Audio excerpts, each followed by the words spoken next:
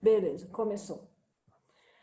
Então, gente, como havia comentado antes, a gente começou o nosso ciclo aí do resumão, vamos dizer assim. Na segunda-feira, a gente conheceu um pouco da história do Freud, a gente humanizou o Freud, digamos assim, né? E aí, na terça e na quarta, contato com a sua obra. Aí, hoje, a gente vai fazer a mesma coisa com o Jung. É já para não perder tempo, porque como eu falei, um pouco da minha experiência aqui com isso, com esse estudo, com essa descoberta desses dois. Uma vez que a gente passa pelo Freud, a gente pega o Jung, começa a entender certas lacunas, fica mais fácil de associar certas coisas. A gente encontra mais similaridade até do que divergência, na verdade.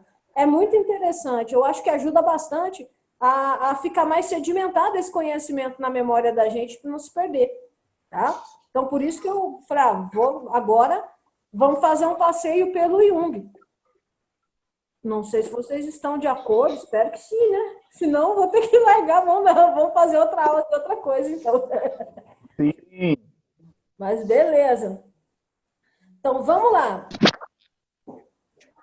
O Jung, gente, ele nasceu no dia 26 de julho de 1875. Ele nasceu na Turgov. Olha que nome de cidade, meu Deus. Eu prefiro nascer em São José dos Campos, não é por nada, não. Turgov é uma cidade da Suíça, ele é suíço, tá? E o interessante é perceber que aonde ele nasceu e a época que ele nasceu, o que isso significava, né? Naquela região, naquela época, era estilo uma Paris, né? Do século XX, final do século XIX. A efervescência mesmo assim da cultura, da arte, e tudo isso tem muita influência, né? Na história do Jung. Tá? O fato da Suíça ser um centro de encontro de intelectuais, né? Que era muito importante essas instituições filosóficas, culturais que tinham naquela época, isso marca diretamente a vida do Jung. O pai dele se chamava Paul Achilles Jung. Ele era poliglota, ele era maçom. Ele fez a tradução do livro do Cântico dos Cânticos, né, que é o texto que é bíblico atribuído ao rei Salomão. E é um livro, eles falam assim, atribuíam, né, de encantamento de Salomão para com o sagrado e que é a base do pensamento maçônico. Então, eles diziam, né, que a carta de Salomão é a carta da maçonaria, onde na maçonaria moderna tem os princípios que a gente já conhece, já ouviu falar não sei aonde, ó, de liberdade, igualdade e fraternidade, né? Liberté, égalité, fraternité, da bandeira francesa, lá da Revolução Francesa. Então, aí, um pouquinho mais de maçonaria, né? Salomão tem 3 produções atribuídas, né? Cântico dos Cânticos, Eclesiastes e Provérbios. E segundo a maçonaria, cada um desses livros são partes específicas da vida dele, com os princípios deles de liberdade, igualdade e fraternidade. Por isso aquela pirâmide. Aí o pai do Jung, ele abre mão da carreira intelectual que ele tinha em função do lado religioso dele. Então ele interrompe, né? Ele rompe mesmo com a sua carreira acadêmica para viver no interior da Suíça como pastor luterano.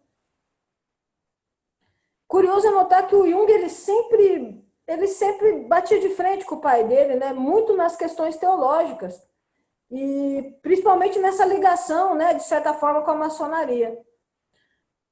Outra curiosidade é que o avô do Jung, o avô paterno do Jung, tinha o mesmo nome dele, Carl Gustav Jung, e também era médico. E ele foi considerado um grande reformador da Faculdade de Medicina de Basileia. A mãe do Jung, o nome dela era Emily Jung Prisbeck. É estranho, né? E ela era uma mulher muito diferente, sabe? Ela tinha, assim, muita cultura. E ela também tinha muito dinheiro e muito prestígio naquela sociedade.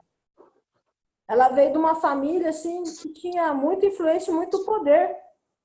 O pai dela tinha sido, inclusive, prefeito da cidade de Basileia, que é onde eles estavam vivendo.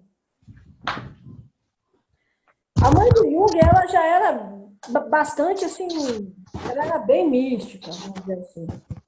Ela era influenciada pela leitura de uma tal de Helena Blavatsky. Os esotéricos conhecem, né? Os livros dela, que é Isis Sem Véu, As Chaves da Teosofia, tudo isso que foi inspirou pensamentos de escritores como Rudolf Steiner, né? O autor da antroposofia, da eubiose, da Rosa Cruz e da própria maçonaria também. Então, ela tinha um caráter muito forte místico, tá? E até mais amplo do que o próprio pai do Jung. Então, um parente que a gente vai falando, teosofia, antroposofia, esse trem tudo, que trem que é esse?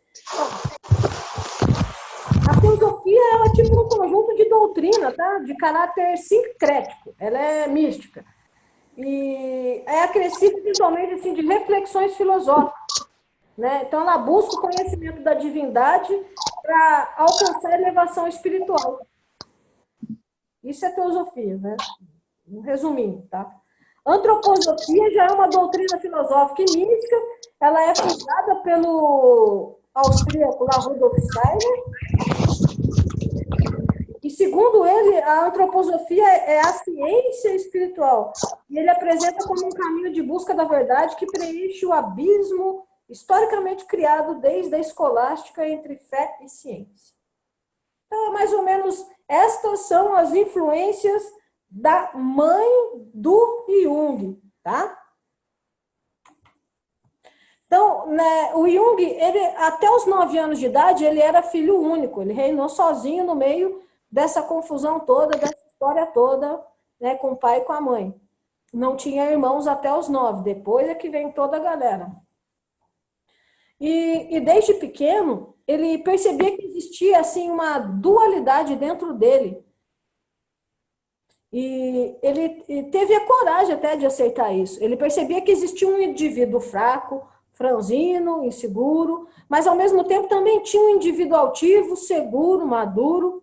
Então ele falava que era a personalidade número 1 e personalidade número 2. Então, paralelamente, ele também dizia que percebia que a mãe dele também tinha essas duas personalidades. Ela tinha momentos que era amorosa, carinhosa, e já em outro tempo ela era muito rígida, muito dura. Então, ele vai percebendo desde muito pequeno que as pessoas têm essas características de ambivalência. As pessoas têm personalidades múltiplas e autônomas. O Jung, ele tinha uma brincadeira que ele descreve, né, de quando pequeno, de se sentar no quintal, ele ia para o quintal e sentava numa pedra. E ele ficava imaginando, quem é esse ser que está sentado em cima dessa pedra? E ele ficava encantado com esse tipo de pensamento e às vezes ele se perdia de tal forma que ele já não sabia mais se ele era pedra, se ele tinha sentado em cima da pedra, se a pedra que tinha sentado em cima dele. E na hora que isso ficava muito forte, ele até tomava um susto, ele saía correndo, né? Quebrava o processo aí catársico. Essa sensação de se sentir no lugar do outro e vice-versa é a alteridade, né? E isso aí é um traço que acompanha desde cedo o Jung. Então, ele era muito curioso, por exemplo, ele dominava a arte da pedraria, ele sabia esculpir e lapidar pedra. Com 12 anos de idade, ele tomou um murro no meio da cara na escola. Então, quando ele cai, aquilo acontece, uma coisa ocorre na sua mente, vem esse pensamento, agora eu não vou mais na escola. Eu não preciso ir mais na escola, não. E quando ele chegou em casa, ele estava tão convencido de que não ia mais na escola que não foi mesmo. Então, no dia seguinte, quando a mãe tentou forçar ele para ir para a escola, ele teve uma crise histérica severa e não foi. E toda vez que tentavam levar ele para a escola, se repetia de novo o mesmo processo histérico. Ele tinha um surto. Então, ele ficou sem ir na escola assim, por aproximadamente um ano. hoje em dia, se a gente fosse analisar, a gente chamaria isso de síndrome do pânico, né? Ele desenvolveu síndrome do pânico, na porradão no meio da cara, a situação traumática que gerou. Mas, enfim, o Jung, desde cedo, ele também se sentia percebendo um chamado dentro de si. Ele era chamado, empurrado, ele se sentia movido para algo maior, digamos assim. Então, aos 13 anos, ele escuta o pai dele conversando com um amigo, e o amigo pergunta, nossa, mas o que está acontecendo com seu filho, né? E que é desse jeito? Aí o pai dele responde, ah, cara, eu não sei o que vai acontecer com esse moleque, não. Eu acho que esse daí não vai ser capaz de ganhar o próprio sustento, não. Como quem diz, esse é um que eu vou ter que sustentar o resto da vida. E na hora que ele escuta o pai falando aquilo, ele pensa, não, eu vou ter que me sustentar. E isso provoca nele assim, um impulso. Intuitivamente ele corre para a biblioteca do pai. E não era uma biblioteca qualquer, o pai dele tinha sido acadêmico, era um versado, um poliglota, e era um pastor também, né? E doutor de línguas, letras. Tinha muita literatura ali, tinha muita filosofia naquela biblioteca. E ele começa a pegar assim, de forma bastante intuitiva mesmo, livros e devorar. Ele começa a ler compulsivamente. Só um parênteses, como a gente já fez aquela análise da história do Freud, olha a figura do pai marcando aí de novo, né? Uma frasezinha solta, olha no que dá. Interessante. Então, o primeiro livro que ele pegou, eu dou risada, eu falo, nossa, com 13 anos, eu ainda hoje leio, tenho umas eu confesso que eu tenho que ler, reler, reler. Ele catou Schopenhauer. Ele lia e depois de um tempo desmaiava. Eles começam a relatar esses desmaios durante a leitura, né? E depois ele fazia novamente, desmaiava de novo. Só que ele foi percebendo que quanto mais ele lia, à medida que ia lendo, os desmaios começavam a ficar mais espaçados. E o tempo de desmaio era cada vez, né? A duração do apagão era menor. Foi diminuindo o período de apagão e ficando cada vez mais espaçado. Então, a partir do momento que ele não desmaia mais, aí ele fica obsessivo pela leitura. Então, ele relata que nesse período ele começou a ler sem parar tudo que tinha na biblioteca do pai dele. Então, ele leu Schopenhauer, ele leu Nietzsche, ele leu Kant, Goethe, todos aqueles renascentistas, os pensadores que fizeram, né, moldaram o que a gente tem hoje na filosofia. Nossa, o nível da leitura da qual ele se apegou. E é óbvio que nesse sentido, ele começa a entender sobre angústia, principalmente, nossa, tem gente que fala da angústia mais que Nietzsche. Então ele começa a falar sobre angústia, sobre o aperto, essa sensação que a gente tem, né, de aperto no peito. Ele começa a entender sobre ele mesmo e percebe que toda a base da psique humana está na filosofia, depois na antropologia e na sociologia. Então, a gente faz um parênteses, e aí agora só um comentário, né? É triste quando a gente percebe o desmerecimento do estudo da filosofia, da sociologia, como se fosse algo de segunda linha sem valor, porque o que importa é adquirir conhecimento que produza mão de obra, né? Que gere dinheiro. É complicado, mas enfim. Voltando lá, a partir de então, ele diz que a personalidade número 2 dele ganha espaço em relação à personalidade número 1. Então, ele volta para a escola assim, íntegro, né? Bem inteiro mesmo, presente, ativo, seguro. E desde então, ele diz que nunca mais deixou ninguém mexer com ele. Não é que ele voltou agressivo, batendo em todo mundo, não. Mas ele voltou confiante, diferente, tá? E ele cresceu tanto intelectualmente que tem um episódio escolar que o acompanhou depois por toda a vida. É muito interessante isso. Um professor deu um trabalho sobre um tema que ele gostava muito. E aí ele vai e se dedica fazendo aquele trabalho. E quando o professor foi dar a nota, ele costumava dar a nota da mais alta para a menor, né? E à medida que ele foi dando as notas, não aparecia o Jung. E o Jung já começou a ficar meio encabulado. Até que no final o professor fala. E aqui, por último, nós temos o trabalho do Carl Jung, que com certeza não foi ele que fez. Isso aqui é um plágio. E se eu tivesse que dar nota, seria a maior nota com certeza. Mas como não foi ele que fez, eu não posso dar nota. Apesar de que eu não sei de onde ele plagiou, mas é plágio. Quando o Jung tinha 83 anos de idade, só para vocês terem uma ideia, isso é uma coisa que aconteceu com 13. Quando ele está com 83 anos de idade, 70 anos depois, o Jung fala que se encontrasse com aquele professor, ele matava aquele professor. Ele carregou esse complexo por todo esse tempo. Olha como marca, né?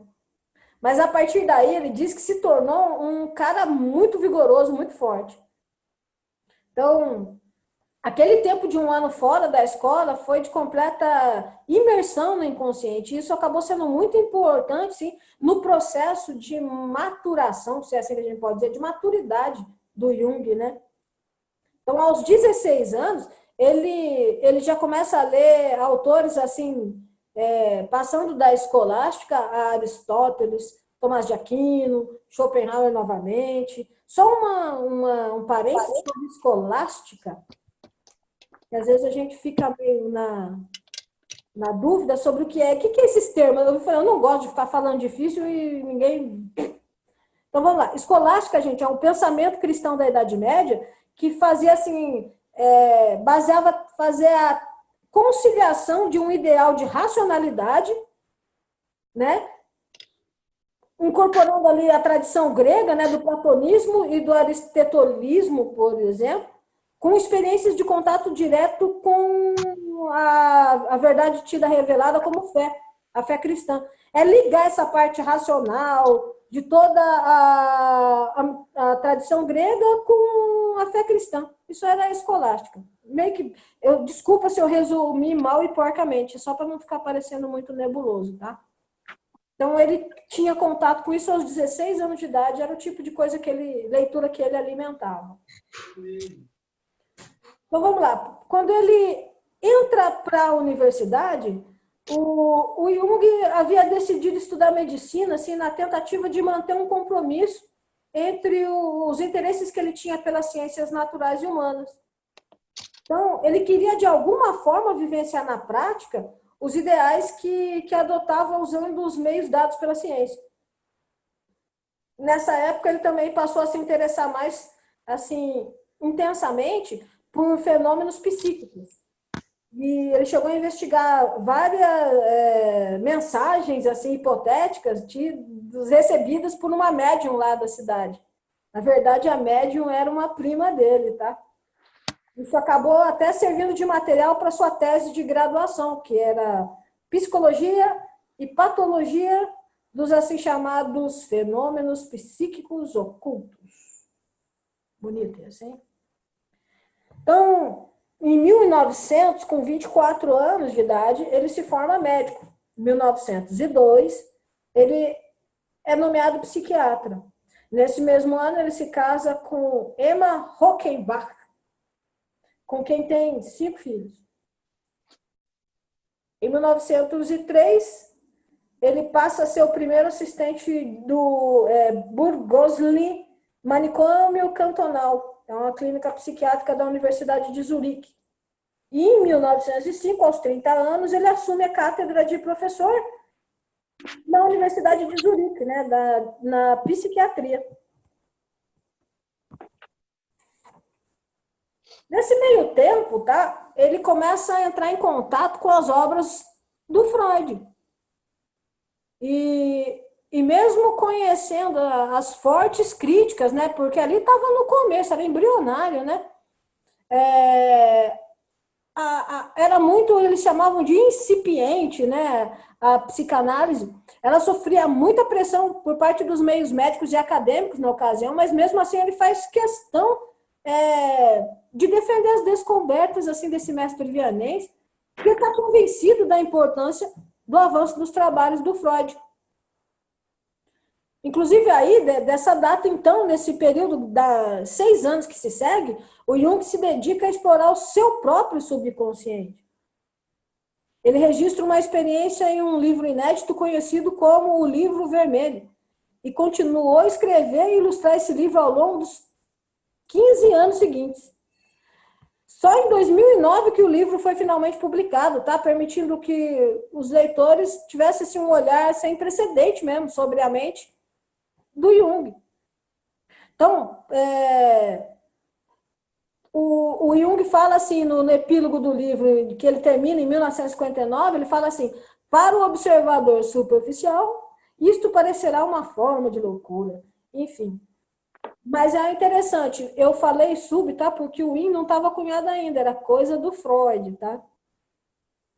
Não é à toa.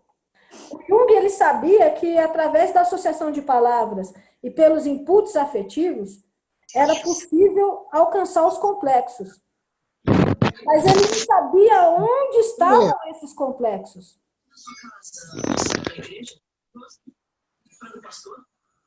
Portanto, em 1906, ele recebe o livro de Freud chamado Interpretação dos Sonhos. E nesse livro, fala sobre uma coisa chamada inconsciente. Lá ele diz que os sonhos seriam os restos de um aspecto inconsciente reprimido pelo superego. Aí o Jung se encanta com a ideia do Freud e pega e manda o seu livro sobre os complexos para o Freud, né? Que acha aquilo também tudo bárbaro. E começam, né? Aí, como vamos dizer assim, começam o namoro deles. Eles marcam de se encontrar. Em 1907, Jung e Freud se encontram pela primeira vez. E aquilo histórico, 12 horas conversando ininterruptamente e tal. A comunhão de ideia deles, né, o objetivo e tal, era tanta sintonia que eles passaram a se corresponder semanalmente. A gente sabe pela história, a gente já comentou, o Freud chega a declarar que o Jung é seu colaborador mais próximo, herdeiro lógico de tudo aquilo. E isso é algo que é importante ser bem frisado, a mútua admiração entre esses dois homens. E aqui isso é frequentemente esquecido, né? A gente acaba deixando relegado, tanto a galera que defende com unhas e dentes Freud, os freudianos, como também os junguianos. Né? Porém, tamanha identidade de pensamento e amizade não conseguia esconder algumas diferenças assim, fundamentais. E nem os confrontos entre os fortes gênios, né, de cada um. Era briga de cachorro, não era cachorro grande, era cachorro gigante brigando ali. Então, o Jung jamais conseguiu aceitar a insistência de Freud de que as causas de conflitos psíquicos sempre envolviam algum trauma de natureza sexual. E já o Freud não admitiu o interesse do Jung por fenômenos espirituais, considerar isso como válido para ele era fora de questão. O rompimento entre eles foi, com certeza, era inevitável, não tinha como. Mesmo assim, a gente entende até que o Jung, de uma certa forma, ele precipitou tudo isso.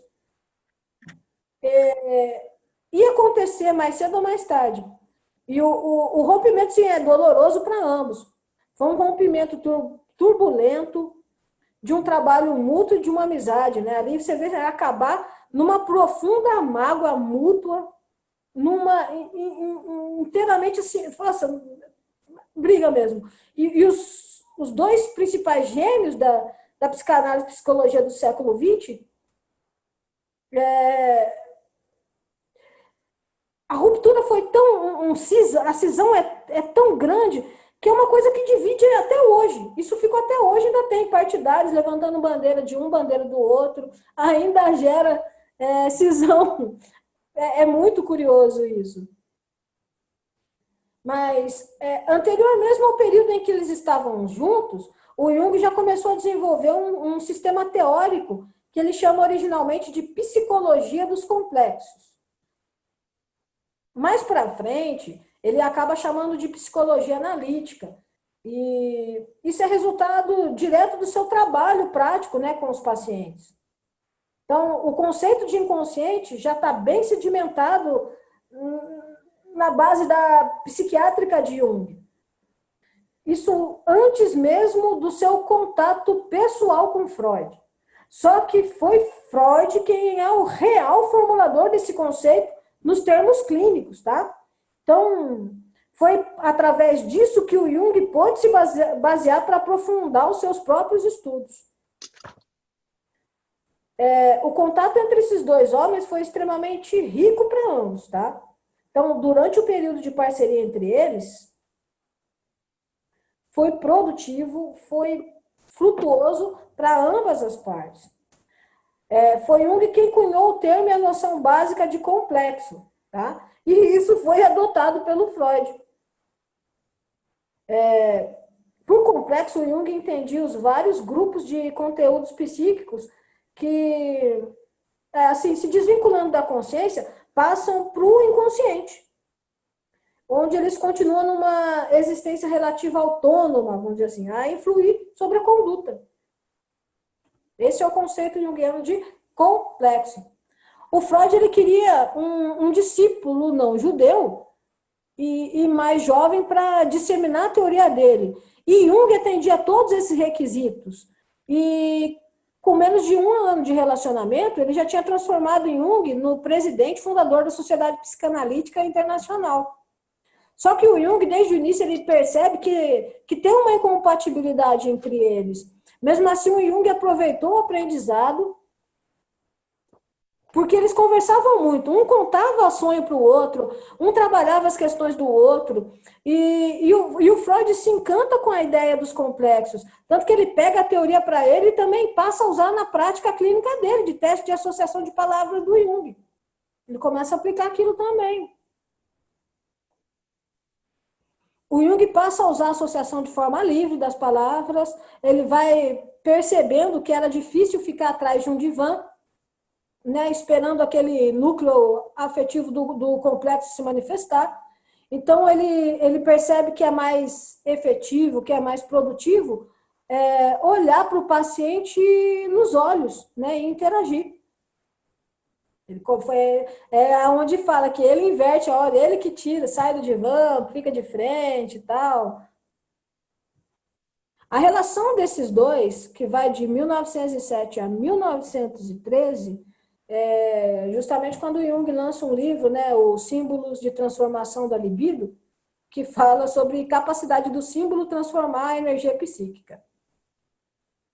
Então, ela se encerra ali. Para o Freud, o sentido da vida é a aquisição de conhecimento em busca da perfeição. Isso é Freud. Já para o Jung, o sentido da vida é a realização de si mesmo, que traz assim sentimento de plenitude, que leva à transcendência. Então, apesar das diferenças assimétricas e também das imperfeições humanas, a gente consegue chegar à transcendência. Depois a gente bate mais um pouquinho na treta dos dois, mas só para continuar falando do desenvolvimento da obra, da vida, né, acadêmica do Jung. O Jung ele foi o cara que criou o primeiro detector de mentira da história, tá? Ele usou uma técnica através de galvanômetros, que eram instrumentos para medir energia galvânica. Ele usava um teste chamado de teste de associação de palavras, e esse teste consistia em associar uma palavra dita por ele a partir de uma lista de 100 palavras a uma outra palavra que viesse à mente da pessoa. Então, ele percebia que para um determinado estímulo de uma palavra, o indivíduo tinha determinadas reações. Gaguejava, suava, dilatava a pupila e também alterava a energia galvânica dele. Então, ele percebeu que determinadas palavras atingiam determinados núcleos afetivos que geravam determinadas reações. Então, as palavras eram, assim, inputs, né? Inputs afetivos que desencadeavam os complexos. A partir daí, ele começou a desenvolver a teoria dos complexos, e esse teste foi usado como um detector de mentiras.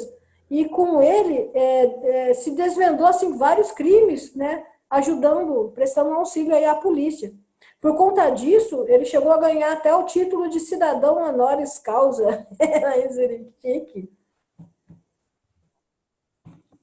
Mas, continuando. O Jung, utilizando dessas técnicas de associação de palavras, de estudo dos sonhos, de desenhos, ele passa a se dedicar profundamente aos meios pelos quais ele se expressa o inconsciente. Então, os sonhos pessoais dos pacientes deixavam ele super intrigado, né? E na medida em que os temas de certos sonhos individuais eram, assim, muito semelhantes aos grandes temas culturais ou mitológicos universais. Ainda mais quando o sujeito nada conhecia de mitologia, de mito. E ele percebe que o mesmo vai ocorrendo no caso de desenhos. Né? Os pacientes faziam desenhos que geralmente eram muito parecidos com símbolos adotados por várias culturas, tradições religiosas do mundo inteiro. Então, essa similaridade que ele vai percebendo leva ele à sua mais importante descoberta, que é a do inconsciente coletivo. Então, o Jung descobre que, além do inconsciente e do consciente pessoais, que a gente já conhece, né? Que o Freud trouxe tudo isso, ele acredita, então, que existiria uma zona, né, uma faixa psíquica, onde estariam as figuras, os símbolos, os conteúdos arquétipos de caráter assim, universal, que é tudo muito usado, né, em temas mitológicos.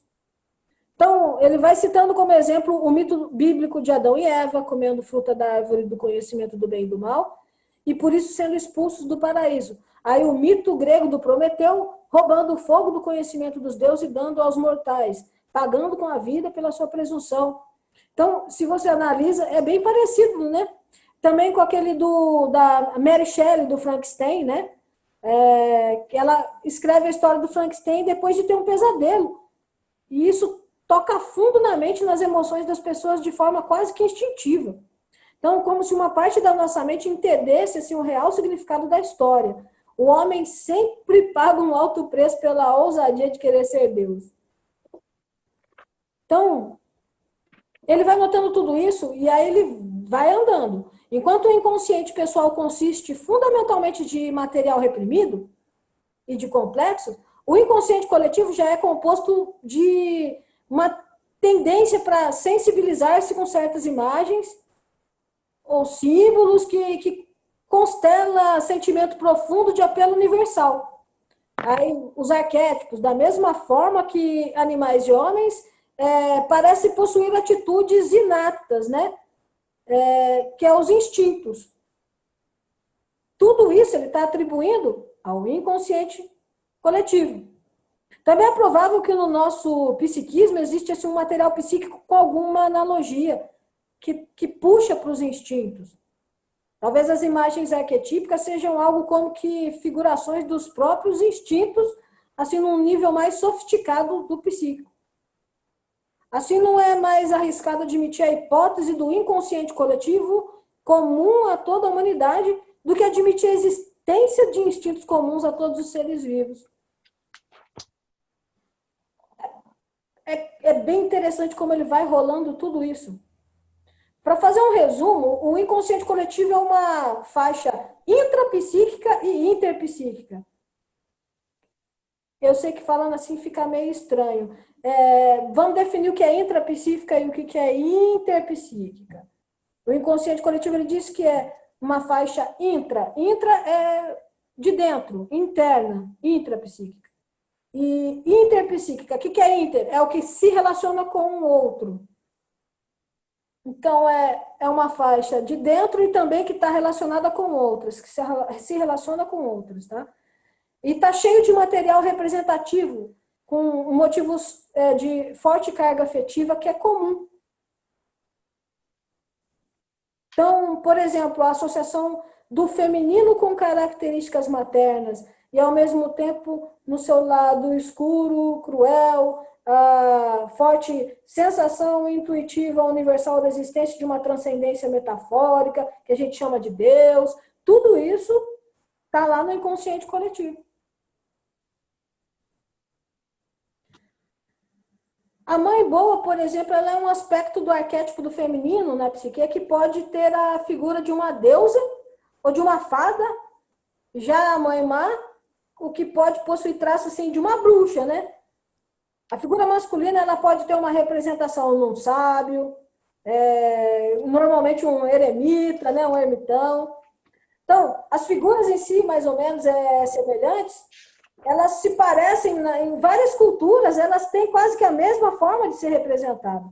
Por isso que ele chama de arquétipos. Nada mais são do que corpos que dão forma a conteúdo de algo que eles representam.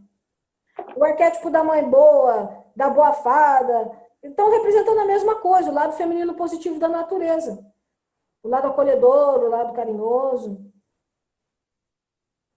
Essa é a sacada do Jung. Não fica preocupado se está parecendo muito subjetivo, porque por enquanto é só para mostrar a sacada dele. Depois a gente vai conseguir delinear tudo isso certinho, né? A teoria bonitinha dele e tal. Esse mundo inconsciente, né, que ele acredita que impera os arquétipos, que nada mais são do que esses recipientes de conteúdo, tá? Os bonequinhos que vai ser enchido, preenchido, né? Com conteúdos assim de contexto universal, né? Pleno de esquema de reação psíquica assim, instintiva. São reações psíquicas comuns a toda a humanidade. Exemplo assim, sonho de perseguição. Todas as pessoas que sonham ou já sonharam sendo perseguidas geralmente descrevem as cenas e as ações de uma forma muito semelhante, muito parecida. Isso quando não é da mesma forma mesmo, né? Pelo menos no conteúdo. Ele acredita, atribui isso ao inconsciente coletivo. Então, assim, a angústia de quem é perseguido, ela é sentida, assim, concomitantemente com o prazer que sabemos ter o perseguidor no enredo onírico, naquela história, ou seja, a raiva, o desejo, todos esses esquemas de reações instintivas, tá? Também se encontram nos mitos de todos os povos e na tradição religiosa também, de todos os povos. Por exemplo, o mito de Osíris na história de Krishna e na vida de Buda, a gente também vai encontrar similaridades muito interessantes. Eu vou até dar um exemplo, eu estou lendo do Joseph Campbell, O Poder do Mito. É impressionante como tem similaridade. Se alguém tiver interesse, ele já é falecido, mas esse cara era monstrão nesse tema da mitologia, o Joseph Campbell. Então, o Poder do Mito é meio que um resumo, mas eu já vi, até já está na minha lista de desejos de leitura, ele vai falando sobre a mitologia oriental, ocidental, é bem bacana. Faz muito sentido para quem gosta de Jung, é a dica que eu deixo, leia Joseph Campbell. Você vai ver associações e a explicação melhor sobre o que é mito, como funciona a questão mitológica, é muito interessante. Bom, então a gente sabe que os mitos encobrem frequentemente a vida de grandes homens, né? Como se pudessem nos dizer algo mais sobre a mensagem que eles nos trouxessem, uma espécie de reforço. E quanto mais carismáticos são essas figuras, são esses homens, mais a imaginação do povo, né, encobre de mito. E mais esses mitos têm em comum. E mais ganham força também. Então, esses padrões arquetípicos estão expressos, quer a nível pessoal ou a nível mitológico, eles relacionam-se com características e profundos anseios da natureza humana, como o nascimento, a morte, imagens paternas e maternas, a relação entre os dois sexos, está tudo ligado. Outra temática famosa a respeito do Jung é a sua teoria dos tipos psicológicos, que foi com base na análise da controvérsia entre personalidades. Por exemplo, ele fez isso, ele analisa a personalidade do Freud e, do outro lado, de um discípulo famoso que também foi dissidente do Freud, o Adler, né, Alfred Adler, que aí o Jung, através desse estudo, ele consegue delinear a tipologia do introvertido e do extrovertido. Segundo ele, o Freud seria o extrovertido e o Adler o introvertido. Para o extrovertido, os acontecimentos externos são de máxima importância, né? Assim, no nível consciente. Já em compensação, a nível inconsciente, a atividade psíquica do extrovertido, ela concentra-se no seu próprio eu. Já de modo inverso para o introvertido, o que conta é a resposta subjetiva a esses acontecimentos externos. Ao passo que, a nível de inconsciente, o introvertido ele é compelido para o mundo externo. É o oposto, literalmente. Então, embora não exista assim, um tipo puro, que o Jung reconhece a extrema utilidade descritiva da distinção entre introvertido e extrovertido, mesmo sabendo que não tem ninguém puramente 100% extrovertido, 100% introvertido. É na questão mais proporcional, tá? Aliás, ele reconhecia que todos temos essa ambivalência aí de características. E tem somente assim, uma predominância relativa, né, de um deles. E isso é que acaba determinando o tipo na pessoa, né? Então, é aí que surge mais um dos seus famosos livros, os tipos psicológicos. Isso ele escreveu em 1921. E já nesse período, o Jung dedica maior atenção ao estudo da magia, da alquimia, das diversas religiões, das culturas ocidentais pré-cristãs, das orientais. Tudo isso vai num outro livro dele, que é a Psicologia da Religião Oriental e Ocidental. Ele escreveu em 1940, depois ele vai escrever Psicologia e Alquimia em 1944, O Eu e o Inconsciente em 1945. Analisando o seu trabalho, né, o Jung disse: eu não sou levado por excessivo otimismo, nem sou tão assim amante dos ideais elevados, mas eu me interesso simplesmente pelo destino do ser humano como indivíduo. Aquela unidade infinitesimal da qual depende o mundo e da qual, se estamos lendo corretamente o significado da mensagem cristã, também Deus busca seu fim. É frase dele, tá, gente? Isso ficou bem aclamada, bem famosa essa frase. Também outra, uma resposta bem controvertida que ele deu em 1959 para um cara que entrevistou, era da BBC, o repórter. Aí ele vai e pergunta: o senhor acredita em Deus? E a resposta do Jung é: eu não tenho necessidade de crer em Deus, eu o conheço. Então tá. Bom, voltando à rixa, nisso tudo, no meio do caminho, o Freud, ele afirmou assim, com relação a esse tema do Jung, ele diz assim: aquilo que os suíços tinham tanto orgulho, é legal que ele não cita nem o nome para despersonificar. Olha o nível do Freud, o tamanho da mágoa, que legal. Ele fala isso. Aquilo que os suíços tinham tanto orgulho, nada mais era do que uma modificação da teoria psicanalítica obtida, rejeitando o fator da sexualidade. Confesso que desde o início entendi que esse progresso, entre aspas, era uma adequação excessiva às exigências da atualidade. Se a gente não soubesse o verdadeiro significado do termo recalque, como a gente já estudou, ia chamar o Freud de recalcado. Mas não é. Vamos fazer o uso do termo equivocado de recalque, não, tá? Mas que é um despeitinho, né? É interessante. Ou seja, né, para o Freud, a teoria do Jung é uma corrupção da sua própria teoria. Ele julga ela simplificada diante das exigências moralistas da época. Isso não corresponde à verdade, né, gente? A gente sabe que o Freud, algumas vezes até, ele utilizou de alguns conceitos do Jung, né?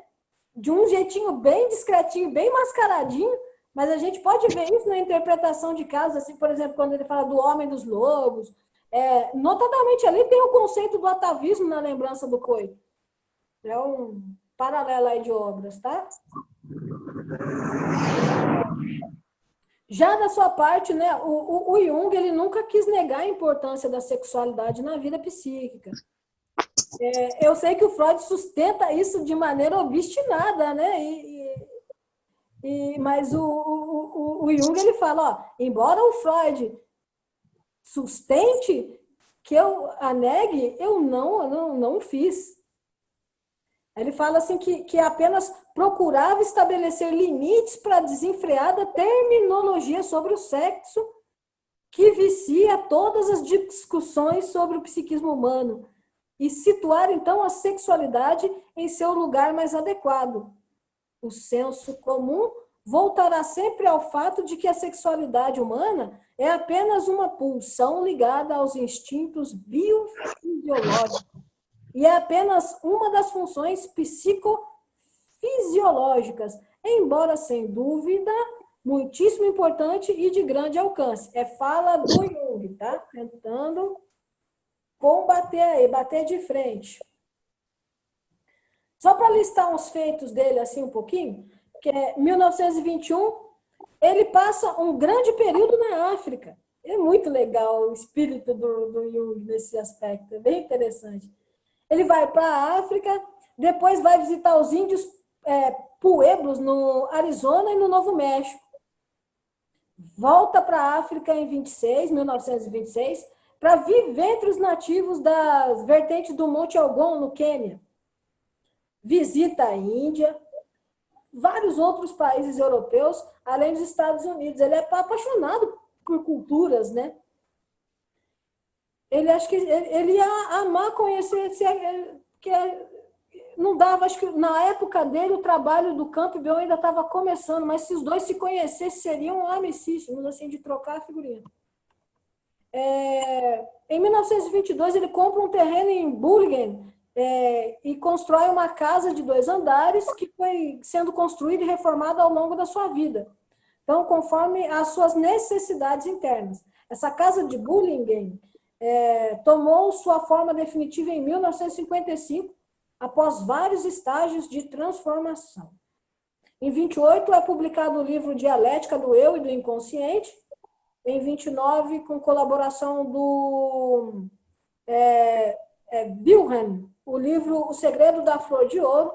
Nessa época, o Jung já está com 55 anos, em plena produção científica, e aí as suas obras começam a pipocar, a surgir mesmo, brotar.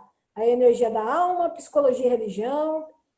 Em 1944, publica os livros Psicologia e Alquimia, Resposta a Jó. Em 1946, a Psicologia da Transferência. E em 51, ele retoma a problemática de Cristo com o livro Aion, Em Busca do Simbolismo de Si Mesmo. Em 1956, manda o livro Mysterium Conditionis. Isso não foi traduzido para o português, não, com certeza. Mas, enfim,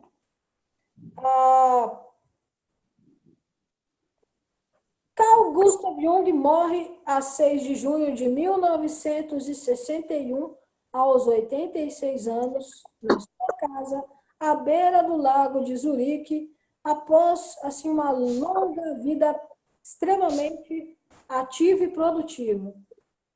Bom, e tudo leva a crer que ainda, olha, ele marcou e vai marcar gerações ainda, né?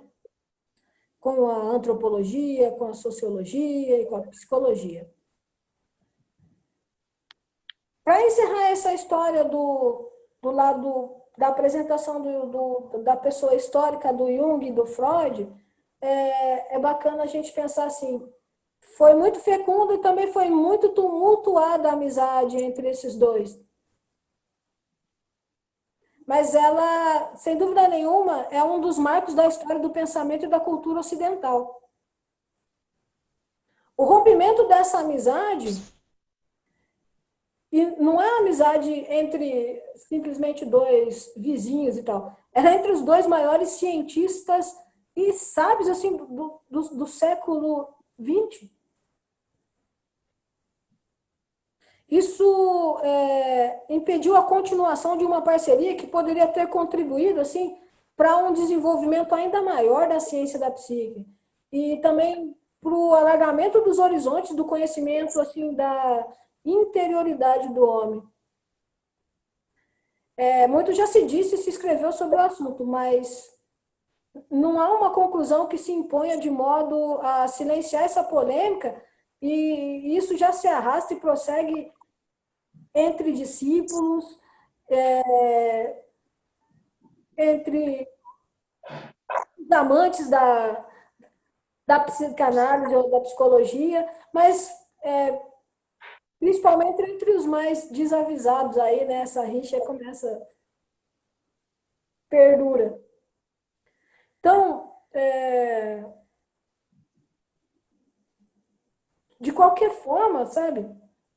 Talvez seja necessário, né? Aqueles que se propõem a seguir orientações teóricas, seja de Freud ou do Jung, mergulhar na história dessa turbulenta amizade e extrair suas próprias conclusões, né? Mas é possível que esse mergulho termine por ser um encontro pessoal de cada um com a sua própria verdade. Isso é que é legal. Um confronto rico e saudável com o seu inconsciente. Então, quem sabe, talvez tenhamos aprendido a lição maior desses mestres, segundo o qual pessoa alguma pode acompanhar ou orientar uma jornada que ela mesma não tenha feito. O confrontar-se com o inconsciente e o defrontar-se com a própria sombra parece ser o exemplo maior de coragem pessoal e honestidade intelectual que o Freud e que o Jung legaram às gerações de estudiosos da psique, da alma, que o sucederam. Nós estamos nesse time, tá? E esse entendimento ele pode ser útil à compreensão aprofundada das teorias do Dr. Sigmund Freud e do Dr. Carl Gustav Jung. Bom, parafraseando Shakespeare, o resto é silêncio. Brincadeira, viu, gente? Não. Mas dá para ter uma visão bacana da história do Jung e do cisma Jung-Freud, ou Freud-Jung, como queira, CQD, como queira demonstrar. Benecozinho? Beleza. Só um detalhe dessa briga entre os dois aí, ela foi muito providencial, porque você fala assim, se os dois estivessem unidos, talvez nós tivéssemos, ou ambos tivessem contribuído muito mais, né? Mas talvez, pelo fato de ter havido esse atrito entre os dois, é que ambos cresceram tanto que acabaram contribuindo em dobro para que nós pudéssemos hoje estar aqui discutindo questões relativas a essa área, né? Uma reflexão só. A ciência, ela fala que o que move são as perguntas, né? O que inquieta a alma, né? Então, de repente, dentro da vaidade de cada um, que isso é absolutamente normal, do ego de cada um queria produzir mais que o outro também, né? Provar que um estava mais certo do que o outro, embora ambos estivessem certos. Então, de repente, essa cisão acabou contribuindo para o crescimento da psicanálise, né? Do que hoje nós chamamos de psicanálise. O louco disso tudo é ver o quanto um estava, com perdão da palavra, bom, vou parar a gravação, tá, gente? Parei a gravação.